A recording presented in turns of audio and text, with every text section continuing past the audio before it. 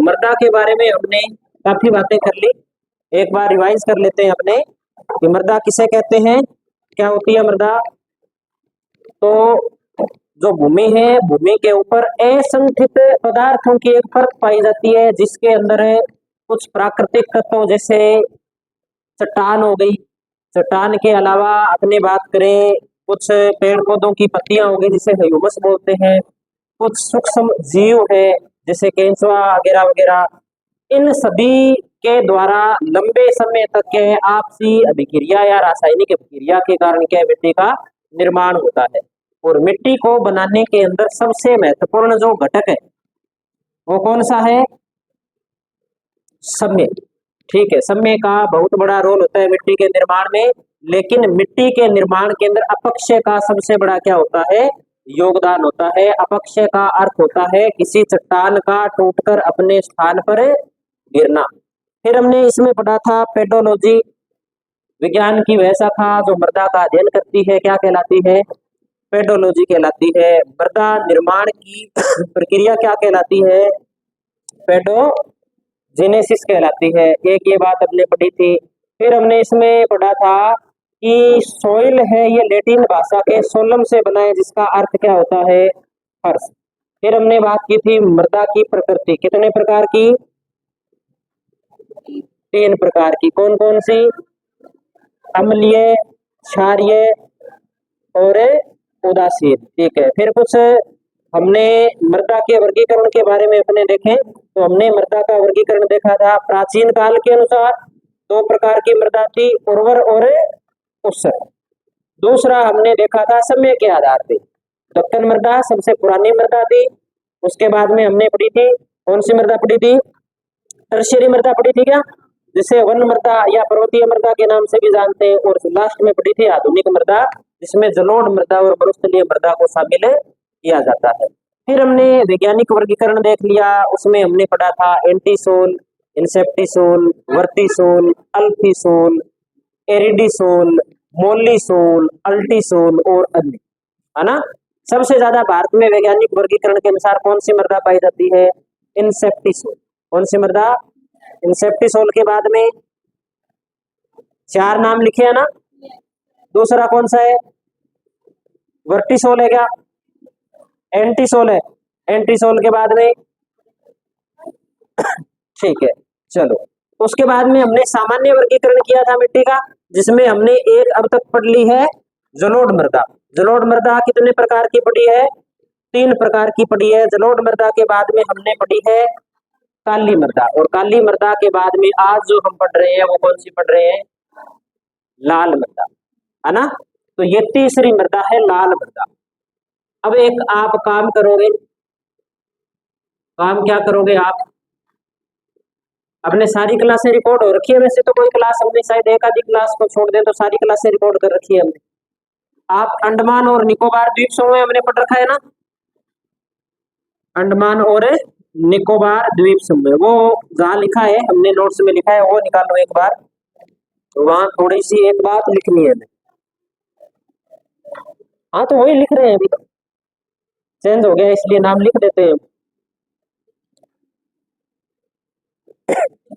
अंडमान निकोबार द्वीप समूह जहाँ लिख रखा है हमने भौतिक प्रदेश के अंदर, वहां थोड़ा सा एक नई बात आई है सामने तो वो लिख लेते हैं। बाद में जो नंबर आएगा ना, बाद में नंबर कुछ 6 महीने बाद में आएगा भारतीय भूगोल का, तो अभी लिख लेते हैं।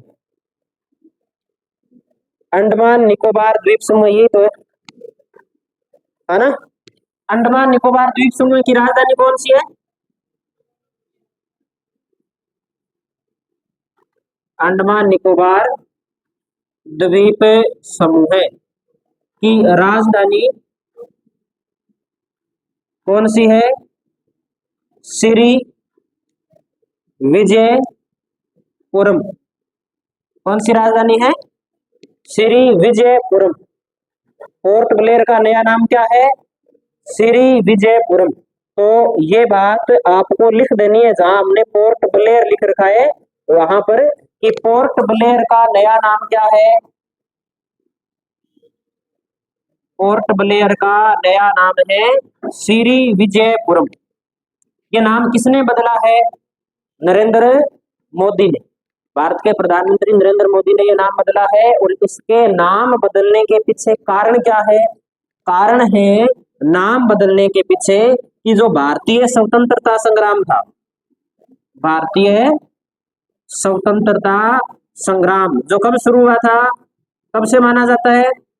वैसे तो इसकी जो शुरुआत है वो 1857 में हो जाती है, लेकिन हम सही प्रकार से इसे पढ़ते हैं 1885 से 1947 तक। 1947 में 15 अगस्त को हमें आजादी मिलती है ना, ये देखते हैं अपने। 1885 में कांग्रेस की स्थापना होती है और 15 अगस्त 1947 को भारत क्या होता है? आजाद होता है। तो इसी दौरान भारत ने इस स्वतंत्रता संग्राम के दौरान के सबसे पहले अगर कहीं विजय प्राप्त की है तो वो कहाँ प्राप्त की है? अंडमान निकोबार द्वीप समूह पर विजय प्राप्त की थी। और विजय किसके नेतृत्व में प्राप्त हुई थी? तो सुभाष चंद्र बोस के नेतृत्व में। कौन सी सेना के द्वारा? आजाद हिंद फौज के द्वारा। और सबसे पहले यहीं पर तिरंगा फहराया गया था। इसीलिए ये भारत की पहली स्वतंत्रता विजय होने के नाते इसे क्या है? एक नया नाम दिया गया है, श्री विजय पुरब। याद रह जाएगी ना ये बात हमें याद रखनी बड़ी बड़ी। अब अपने टॉपिक पे आ जाते हैं, अपने लाल मर्दा में। तो इतना नाम हमें लिख लेना है।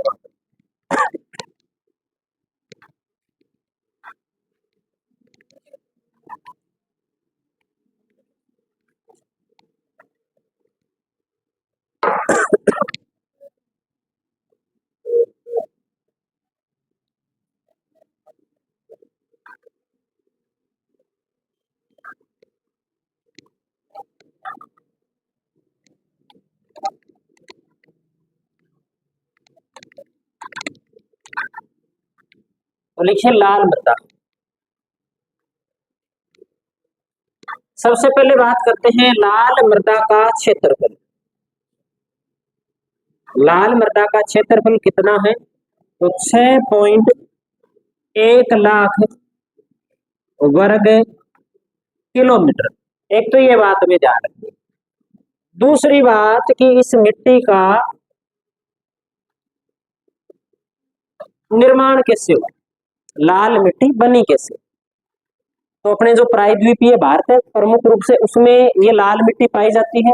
यहाँ प्राचीन चट्टानें पाई जाती है जिनमें ग्रेनाइट है, निस है और शिस्ट है। कौन कौन सी चट्टानें हैं? ग्रेनाइट, निस और शिस्ट। ये आर्कियन समूह की चट्टानें हैं। इन आर्कियन समूह की चट्टानों के अंदर क्या है? जब विखंडन हुआ, उस विखंडन से टूटने के कारण इस मिट्टी का क्या हुआ? निर्माण हुआ। तो निर्माण के अंदर हम लिख देते हैं प्रायद्वीपीय भारत में, प्रायद्वीपीय भारत में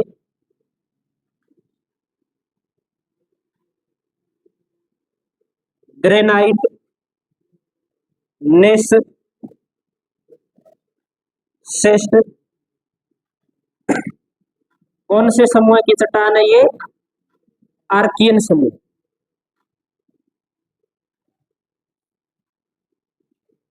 की चट्टानों में विखंडन से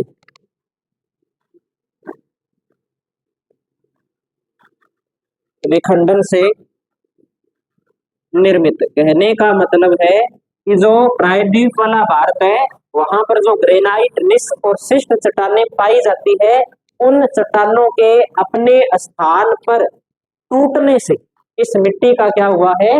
निर्माण हुआ है। विखंडन का मतलब होता है टूटना। तो इस प्रकार से इस मिट्टी का क्या हुआ? निर्माण हुआ। दूसरी बात कि इस मिट्टी का रंग है वो लाल क्यों है? तो इसका मुख्य कारण है लोहे ऑक्साइड की, लोहे ऑक्साइड की अधिकता।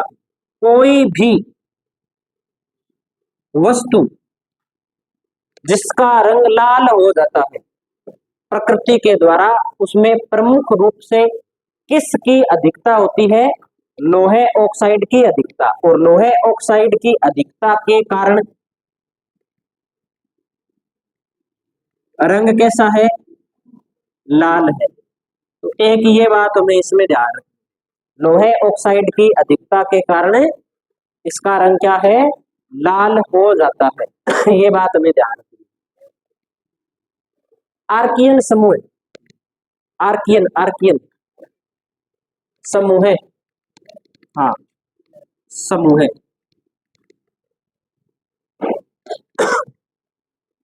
अगली बात करें इसके बाद हम इसमें, तो इस मिट्टी की जो उर्वरता होती है वो सभी जगह एक जैसी नहीं होती, अलग अलग होती है। क्यों?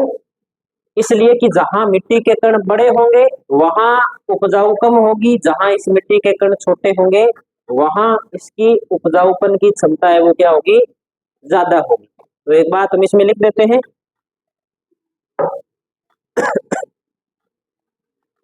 इस मृदा में, इस मृदा में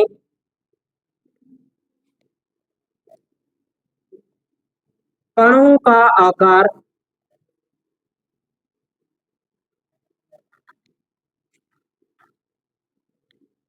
अलग अलग स्थानों पर, अलग अलग स्थानों पर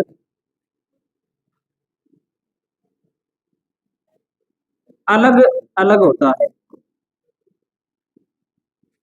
अलग अलग होता है।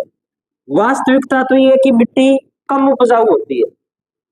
अगर सिंचाई इसमें न की जाए तो ये खेती के लायक नहीं। तो खेती कहाँ होती है? इसमें खेती वहीं होती है जहां सिंचाई सुविधा उपलब्ध है। तो एक बात हम इसमें लिख सकते हैं कि यह मृदा, यह मृदा कम उपजाऊ, ये मृदा क्या है? कम उपजाऊ है। सिंचाई की सहायता से, सिंचाई की सहायता से इसमें क्या की जाती है? कृषि की जाती है। अगर हमसे पूछ ले कि भारत की सबसे उपजाऊ मृदा कौन सी है, कौन सी मृदा है? ऑप्शन है आपके पास, काली मृदा, लाल मृदा, जलोढ़ मृदा और पीली मृदा। जलोढ़ वाले कौन कौन है पता है या ऐसे ही हाथ खड़े कर रहे हो? और काली मृदा, काली मृदा वाले 1 2 3, क्या कारण है कि काली मृदा है वो सबसे ज्यादा उपजाऊ है? हम्म, जल धारण क्षमता ज्यादा है या और कोई बात है? तो ध्यान रखना, सबसे ज्यादा उपजाऊ मृदा जलोढ़ मृदा है। कौन सी मृदा है? जलोढ़ मृदा सबसे ज्यादा उपजाऊ मृदा है। हम पढ़ के आए कि जलोढ़ मृदा लगभग कहाँ पाई जाती है? मैदानों में पाई जाती है ना। और मिट्टी के कण क्या होते हैं जलोढ़ मृदा के अंदर? बारीक से बारीक होते हैं, और जितने कण बारीक होंगे उतनी ही ज्यादा मिट्टी क्या होगी? उपजाऊ होगी। और जब मैंने ये टॉपिक शुरू करवाया था ना, क ख ग शस्त्र लिखवाया था, उसके बाद में शायद मैंने एक लाइन भी लिखवाई थी आपको कि जिस मिट्टी के कण जितने ज्यादा बारीक होते हैं वह मिट्टी उतनी ज्यादा मात्रा के अंदर लंबे समय तक अपने अंदर क्या है? नमी को ग्रहण करके रख सकती है, और वो उतनी ज्यादा क्या होती है? उपजाऊ होती है। ठीक है, तो सबसे ज्यादा बारीक कण कौन सी मिट्टी के अंदर होते हैं? जलोढ़ में। और जलोढ़ के कौन से भाग में? बांगर में, खादर में, डेल्टा में? तो डेल्टा में, डेल्टा में सबसे ज्यादा बारीक कण होते हैं। तो सबसे ज्यादा उपजाऊ भाग कौन सा होता है? जलोढ़ डेल्टाई मृदा। अगली बात नोट करते हैं हम, लिखिए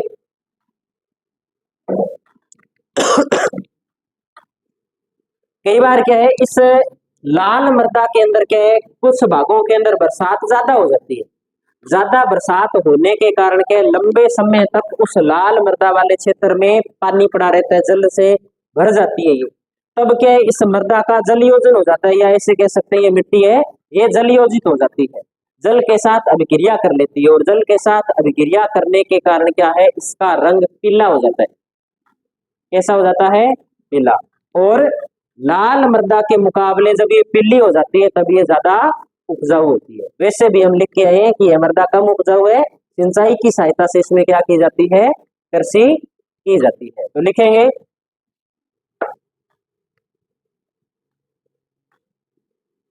लाल मृदा, लाल मृदा के जल योजित होने पर यह कैसी हो जाती है, पीली हो जाती है तथा उपजाऊपन बढ़ जाता है, तथा इसका उपजाऊपन क्या है, बढ़ जाता है। एक ये बात हम इसमें ध्यान रखें।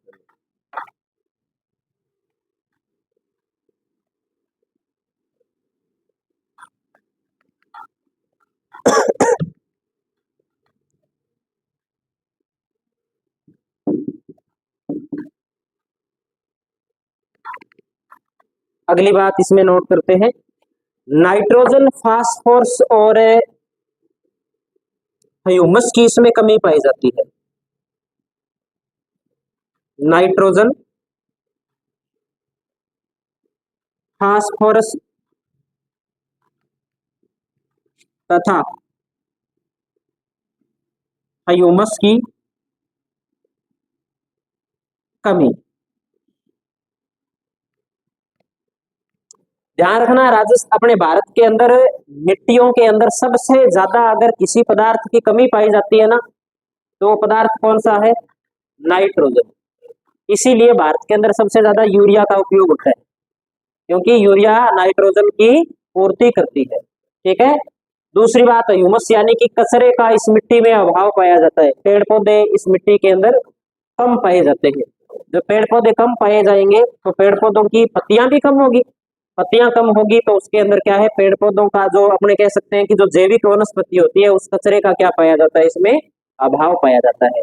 ऐसी मिट्टी के अंदर फसलें कौन सी होती है, तो लिखिए प्रमुख फसलें, प्रमुख फसलें लिखिए गन्ना, मक्का और तंबाकू। प्रमुख फसल गन्ना, मक्का और तंबाकू प्रमुख फसलें हैं। और लास्ट बात, ये मृदा पाई कहाँ कहाँ जाती है, कौन कौन से क्षेत्रों में पाई जाती है, तो लिखिए विस्तार। विस्तार में हम लिखेंगे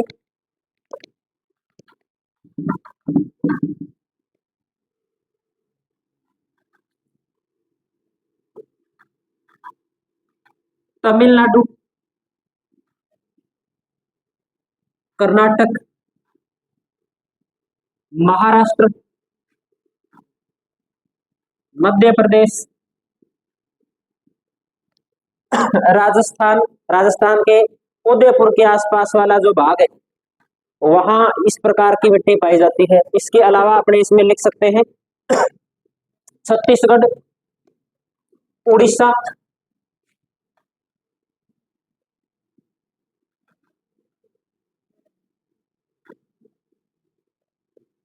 और झारखंड। यानी कि आप ऐसे कह सकते हैं कि जहां पठार पाए जाते हैं ना, वहां प्रमुख रूप से इस प्रकार की मिट्टी पाई जाती है। काली मृदा के बाद, काली मृदा के बाद अगर कोई दूसरी मिट्टी है तो वो कौन सी मृदा है, लाल मृदा है। ये हमें ध्यान में रखनी है बात इसमें। हाँ जी। हाँ, उत्तर प्रदेश के भी कुछ भागों के अंदर जैसे बुंदेलखंड के आसपास वाला जो क्षेत्र है ना, वहां भी ये पाई जाती है।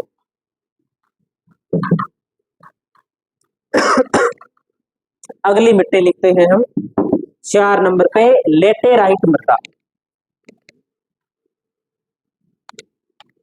लेटेराइट मृदा,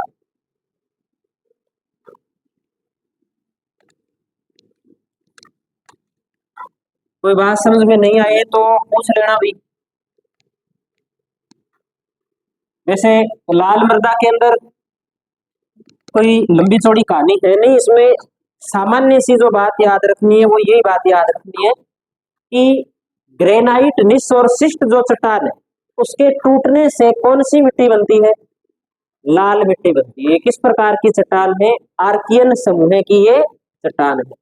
अब पठारों के अंदर बड़े बड़े पत्थरों के टूटने से ये मिट्टी बनी है, तो नॉर्मल सी बात है कि पत्थरों के टूटने से जो मिट्टी बनती है, कठोर पत्थरों के टूटने से वो इतनी ज्यादा उपजाऊ नहीं होती है।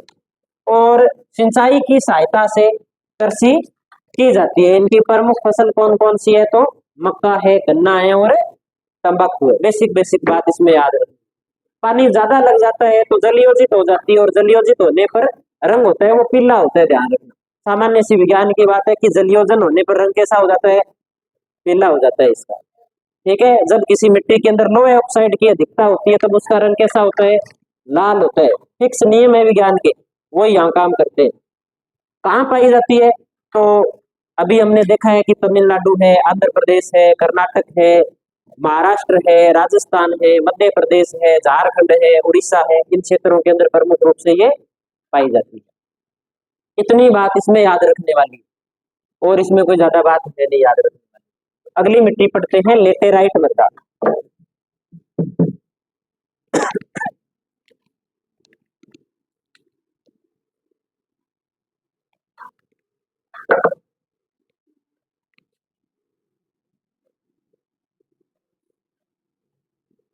लेटेराइट मृदा। लेटेराइट मृदा की अपने बात करें, सबसे पहले इस शब्द की बात करें तो लेटेराइट शब्द लेटिन भाषा के लेटर से बना है और जिसका अर्थ होता है ईंट। तो लिखेंगे लेटेराइट शब्द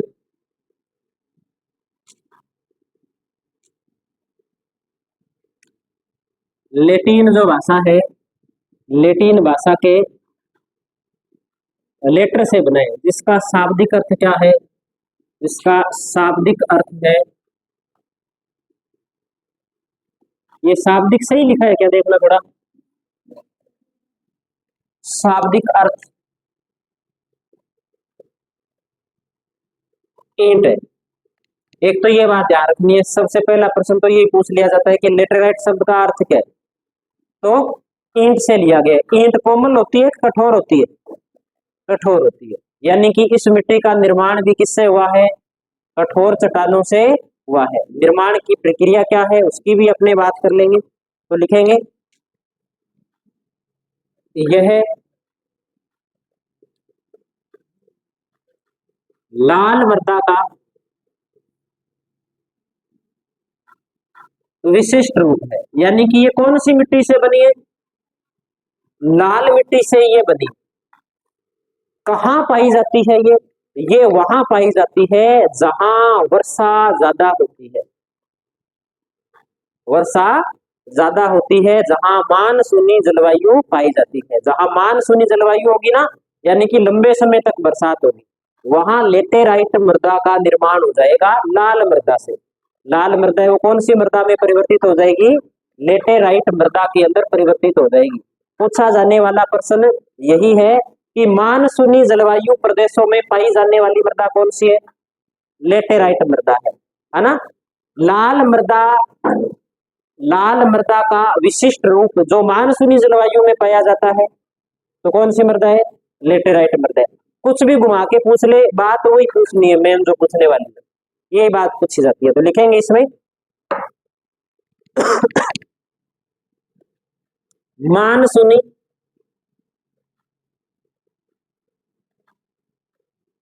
जलवायु प्रदेश की मुख्य मृदा।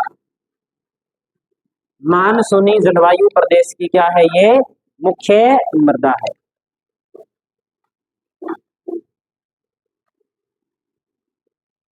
ये बनती कैसे है? ये बनती है जैसे लाल मिट्टी। लाल मिट्टी वाला जो क्षेत्र है जहां बरसात ज्यादा होती है, बरसात के बाद में शीत ऋतु आ जाती है, शीत ऋतु के बाद में क्या है? ग्रीष्म ऋतु आ जाती है। अब मानसून ऋतु के अंदर जैसी जलवायु थी वैसी शरद ऋतु के अंदर नहीं होगी, और जैसी जलवायु शरद ऋतु के अंदर है वैसी ग्रीष्म ऋतु के अंदर नहीं। तब क्या होगा? जब तापमान और वहां के आसपास का जो जलवायु का क्षेत्र है उसके अंदर मौसम के तत्वों में जैसे बदलाव आएगा ना, जैसे तापमान, वर्षा, आर्द्रता, नमी, इनमें बदलाव आने के कारण, बार बार बदलाव होने के कारण इस मिट्टी का क्या होता है, निर्माण होता है। तो लिख देंगे हम इसमें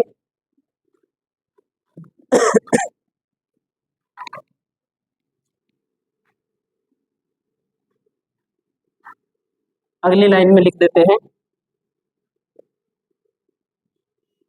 इस मृदा का निर्माण बार बार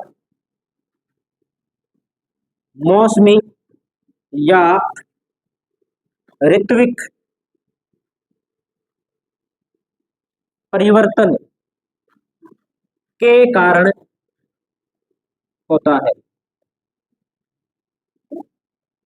एक तो बरसात ज्यादा हो, साथ में मौसम में क्या है, बार बार बदलाव आए, और उन बदलावों के कारण क्या है, यहाँ की जो चट्टानें होती है वो प्रभावित होती है, और चट्टानों के प्रभावित होने से उनका रूप है वो बदल जाता है, और उससे कौन सी मिट्टी का निर्माण हो जाता है, लेटेराइट मृदा का निर्माण हो जाता है।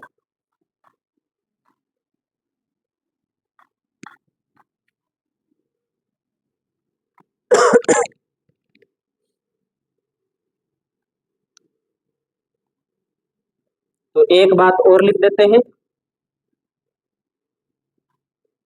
लिखिए, वायु वायुमंडल में वायुमंडल में तापमान व नमी के वायुमंडल में तापमान व नमी के परिवर्तन से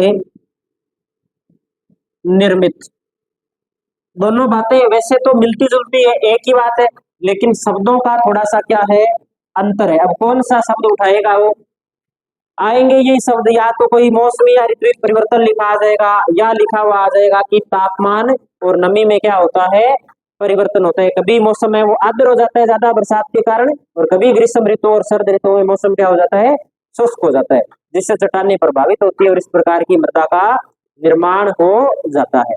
ये बात हमें इसमें ध्यान रखनी। वर्षा कितनी होनी चाहिए जहां ये मिट्टी पाई जाएगी, कम से कम कितनी होनी चाहिए, 200 सेमी से अधिक। कितनी वर्षा होनी चाहिए, 200 सेमी से अधिक। और 200 सेमी से अधिक जो वर्षा होती है वो कहाँ होती है, तो हमें पता है या तो केरल वाला जो क्षेत्र है वहां होती है, या लौटते हुए मानसून से तमिलनाडु वाले क्षेत्र के अंदर होती है, आंध्र प्रदेश का जो तटीय भाग है वहां होती है, कर्नाटक का जो तटीय भाग है केरल के ऊपर वाला वहां होती है, या असम और मेघालय का पठार वाला क्षेत्र है, असम का मैदान और मेघालय का पठार, वहां वर्षा है वो 200 सेमी से क्या होती है, ज्यादा होती है। और जहां जहां वर्षा 200 सेमी से ज्यादा होती है वहां ये मिट्टी पाई जाती है। क्या राजस्थान में 200 सेमी से अधिक वर्षा होती है क्या, होती नहीं। तो सामान्यतः राजस्थान में लेटेराइट मृदा का अभाव पाया जाता है, लेकिन कुछ एक क्षेत्र है जहां 150 सेमी के आसपास वर्षा होती है, वहां आंशिक क्षेत्रों के अंदर राजस्थान में भी लेटेराइट मृदा है वो पाई जाती है, लेकिन ज्यादा विस्तार वाला क्षेत्र लेटेराइट मृदा का राजस्थान में नहीं है, थोड़ा बहुत क्षेत्र है। ठीक है, तो हम लिख देते हैं, इसमें लिखे,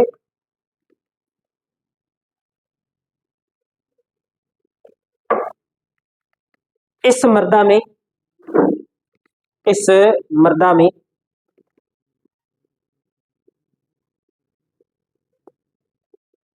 नाइट्रोजन,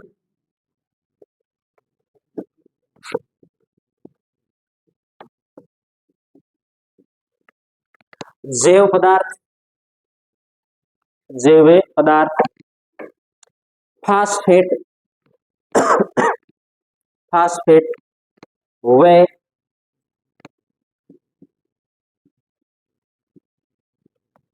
कैल्शियम की कमी, कैल्शियम की कमी इसमें पाई जाती है। अधिकता कौन से तत्वों की होगी? लाल मृदा से ये मिट्टी बनी है, तो लाल मृदा के लाल रंग का कारण क्या था? लोहे ऑक्साइड। तो एक तो लोहा अधिक पाया जाएगा इसमें, तो लिखेंगे इसमें लोहे ऑक्साइड व पोटास की अधिकता। लोहे ऑक्साइड व पोटास की अधिकता। ठीक है, ये सामान्य सी बात है, बेसिक तरीके से इनको समझ के याद रखना है, रटना नहीं है। कहीं ऐसे रटने लग जाओ कि जलोढ़ मृदा के अंदर लोहा कम पाया जाता है, काली मृदा में लोहा ज्यादा पाया जाता है, लाल मृदा में लोहा ज्यादा पाया जाता है, लेटेराइट मृदा में लोहा ज्यादा पाया जाता है, ऐसे याद ही नहीं रहता, ऐसे याद नहीं करना। हमें ध्यान रखना है कि जो मिट्टी या तो लाल रंग की है या लाल मिट्टी से बनी, उसमें लोहा क्या पाया जाएगा? ज्यादा पाया जाएगा, क्योंकि लाल रंग का कारण क्या होता है? लोहा ऑक्साइड होता है।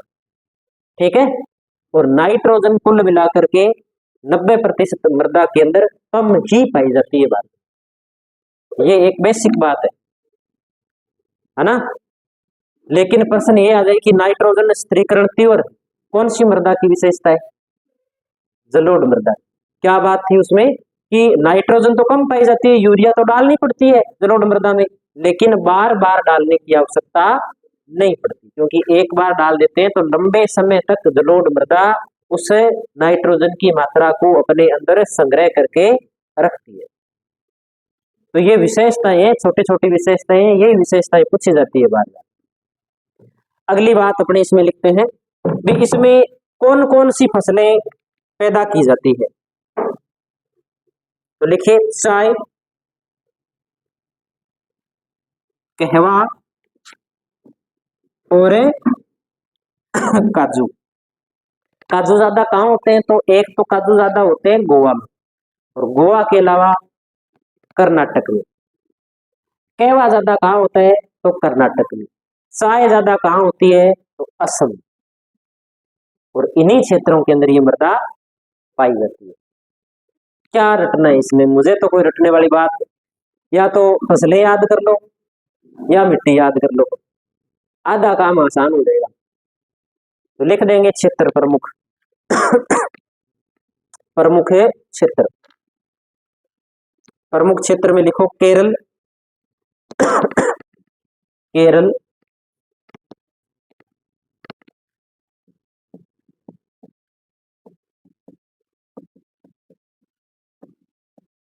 कर्नाटक,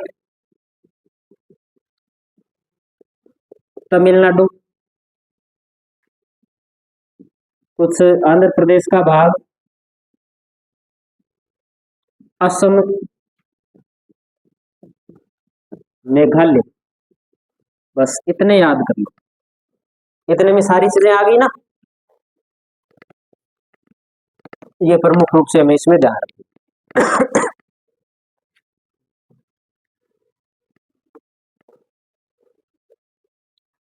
एक बात और कि जो मृदा पर्वतों से बनी, पठारों से बनी, उनके अंदर जैविक पदार्थ हमेशा ही क्या पाए जाते हैं?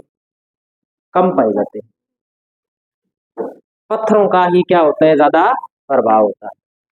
ठीक है, और एक बात हमें ध्यान रखनी है कि जो मृदा चाय के लिए उपयोगी होती है, जो मिट्टी चाय के लिए उपयोगी होती है, वो अम्लीय प्रकार की मिट्टी होती है। वो अपने लिख सकते हैं उसमें, चाय वाले में लिख लेंगे, चाय की खेती अम्लीय प्रकार की मृदा में की जाती है, लेकिन इतना ज्यादा भी अम्लीय नहीं है कि जीरो के पास में चला जाए।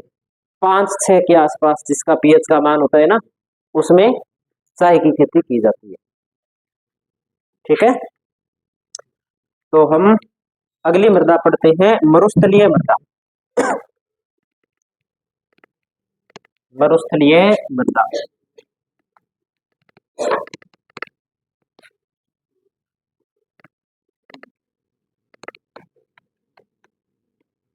मरुस्थलीय मृदा कहाँ पाई जाती है भाई? राजस्थान में।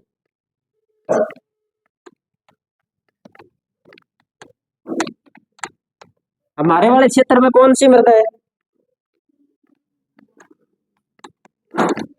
कौन सी मृदा है अपने क्षेत्र में? अपने क्षेत्र में मरुस्थलीय मृदा है, जलोढ़ मृदा है, लाल मृदा है, तो दोमट मृदा है, जिसे दोलड़ी मिट्टी बोलते हैं अपने, कौन सी है? कल्लर है, रेह है, चापेन है, कौन सी है? कलर है क्या हमारे? कलर तो है अपने पूरे बेल्ट में ही है कलर। चलो लिखते हैं मरुस्थलीय या शुष्क मृदा।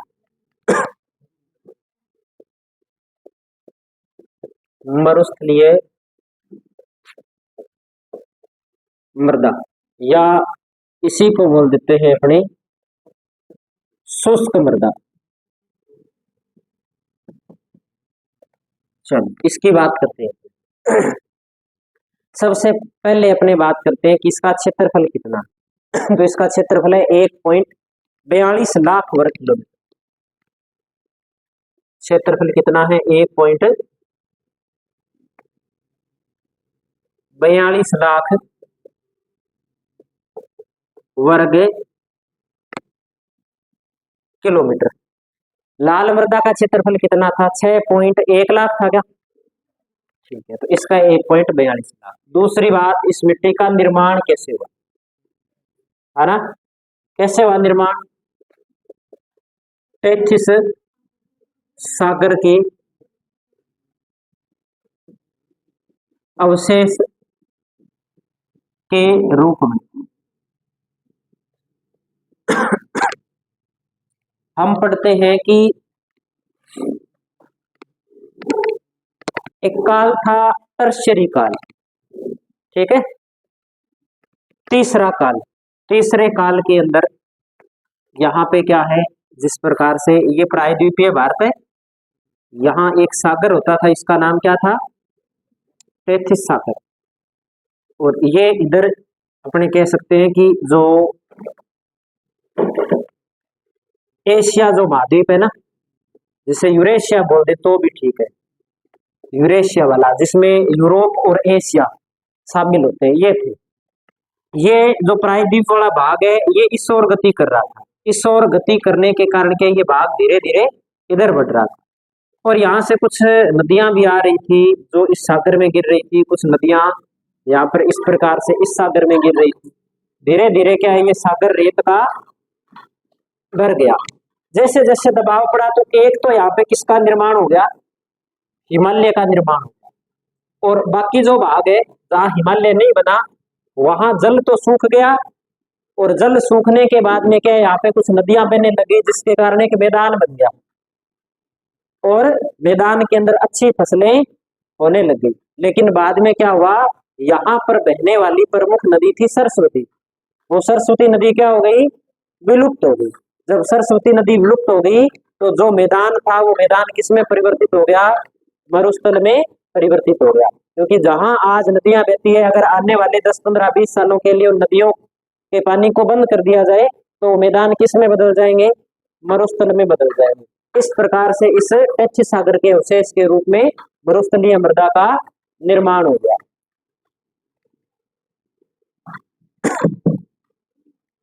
तो लिखेंगे, लिखिए इसमें अपने, यह मृदा शुष्क एवं अर्ध शुष्क, यह मृदा शुष्क एवं अर्ध शुष्क जलवायु में पाई जाती है।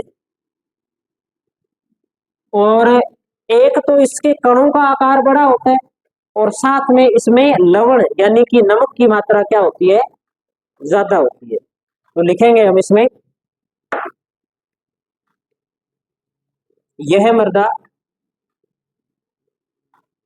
संरचना से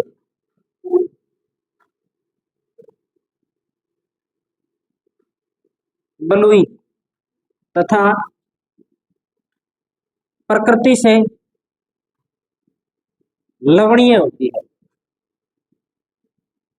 यानी कि नमकीन होती है। नमक की मात्रा इस मिट्टी में ज्यादा पाई जाती है, और नमक की मात्रा ज्यादा पाए जाने के प्रमाण हमें मिलते हैं खारे पानी की झीलें हैं, जो किसके अवशेष है? टेथिस सागर के अवशेष है, जैसे पंचपदरा, सांबर, डीडवाना, लूणकरणसर, भाप, फलोदी, ये सारी की सारी जो झीलें हैं, कैसी झीलें हैं? खारे पानी की झीलें हैं। तो ये बात हमें ध्यान रखनी। विस्तार कहाँ कहाँ पाया जाता है तो लिखेंगे, विस्तार में लिखिए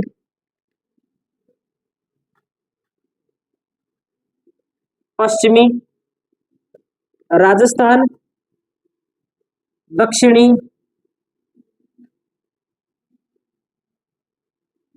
पश्चिमी हरियाणा, दक्षिणी पंजाब और पश्चिमी उत्तर प्रदेश के भाग में कह रहे हैं कि इस मिट्टी का विस्तार हो रहा है। तो ये नाम हमें प्रमुख रूप से ध्यान रखने हैं। और उत्तरी गुजरात, उत्तरी पश्चिमी गुजरात, इन क्षेत्रों में इस मिट्टी का विस्तार पाया जाता है। इस मिट्टी की विशेषताएं क्या है? तो एक तो इस मिट्टी की सबसे महत्वपूर्ण विशेषता है कि जल धारण क्षमता न्यूनतम होती है।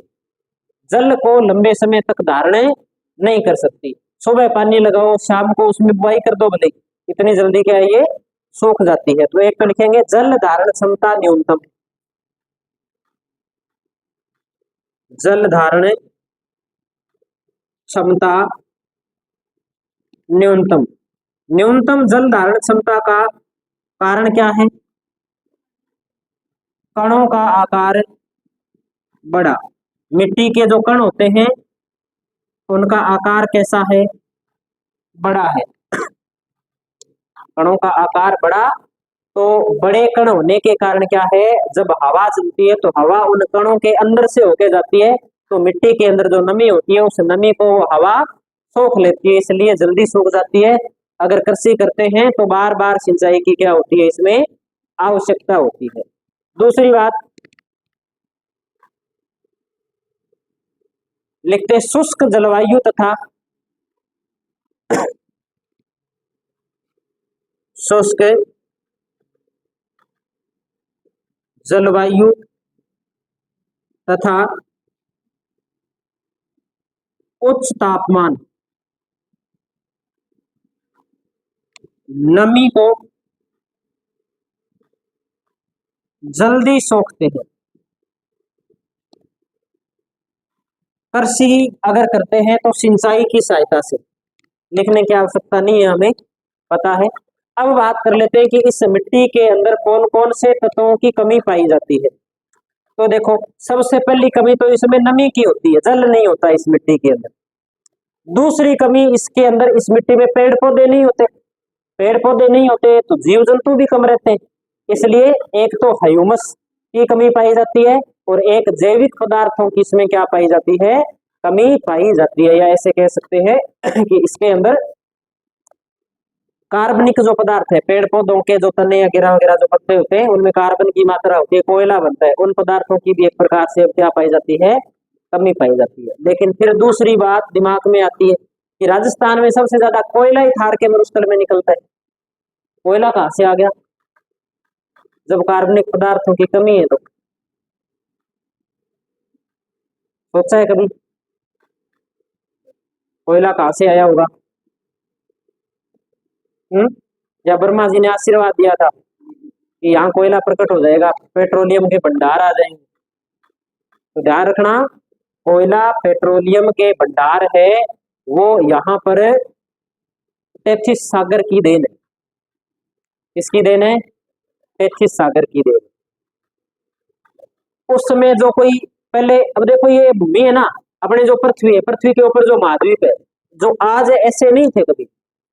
हमारा भारत कभी दक्षिणी गोलार्ध के अंदर 50 डिग्री दक्षिणी अक्षांश पर होता था, हम दक्षिणी गोलार्ध में होते थे कभी, और अब हम आगे उत्तरी गोलार्ध के अंदर 30 डिग्री उत्तरी अक्षांश के आसपास। कितने किलोमीटर का, कितने अक्षांशों का सफर करके है? 50 वो और 30, ये 80 अक्षांश बदल लिए हमने, जिसमें भूमध्य रेखा को पार करके आए हम। जब भारत भूमध्य रेखा के आसपास में आया होगा तब यहाँ पर सदाबहार वर्षावन हुए होंगे, बड़े बड़े पेड़ पौधे हुए होंगे, और बाद में हो सकता है कोई भूस्खलन हुआ होगा, पेड़ पौधे, उन पेड़ पौधों के अंदर जो जीव जंतु रहते थे वो भूमि के अंदर दब गए होंगे, तो लकड़ी से तो कोयला बन गया और जीव जंतुओं से क्या बन गया, पेट्रोलियम और प्राकृतिक गैस के भंडार बन गए। इस प्रकार से इनका क्या हुआ है, निर्माण हुआ है। अगली बात हम लिख लेते हैं, इसमें लिखिए आप नाइट्रोजन व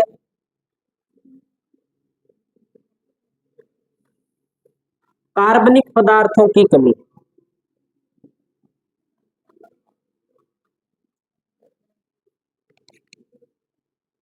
नाइट्रोजन व कार्बनिक पदार्थों की क्या पाई जाती है, कमी पाई जाती है। कैल्शियम व फास्फोरस की अधिकता है इसमें। चूना कहाँ निकलता है, इधर ही है क्या, कैल्शियम व फास्फोरस की क्या है, अधिकता। और सबसे ज्यादा अपरदन किससे होता है, वायु के द्वारा, तो लिखेंगे सर्वाधिक वायु अपरदन, पवन के द्वारा आंधियों के अंदर ये रेत सबसे ज्यादा उड़ती है, तो इसमें पवन अपरदन क्या है, सर्वाधिक प्रभावी होता है। एक ये बात हम इसमें ध्यान रखेंगे।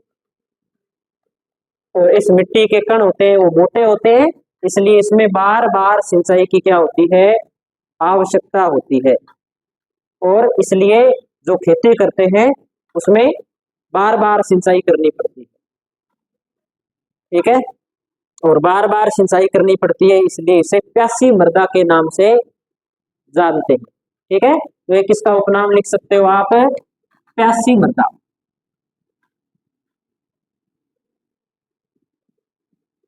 कारण क्या है, बार बार सिंचाई की आवश्यकता, और कारण क्या है, मृदा के बड़े कण, बड़े कणों के कारण क्या है, वाष्पीकरण ज्यादा होता है। टाइम हो गया क्या आज का, क्या टाइम हुआ है, 2 मिनट रह गए। चलो आज इतना करते हैं अपने, अगली हेडिंग लगा दीजिए आप 6 नंबर पे, लवणीय या अपने बोल सकते हैं क्षारीय मृदा।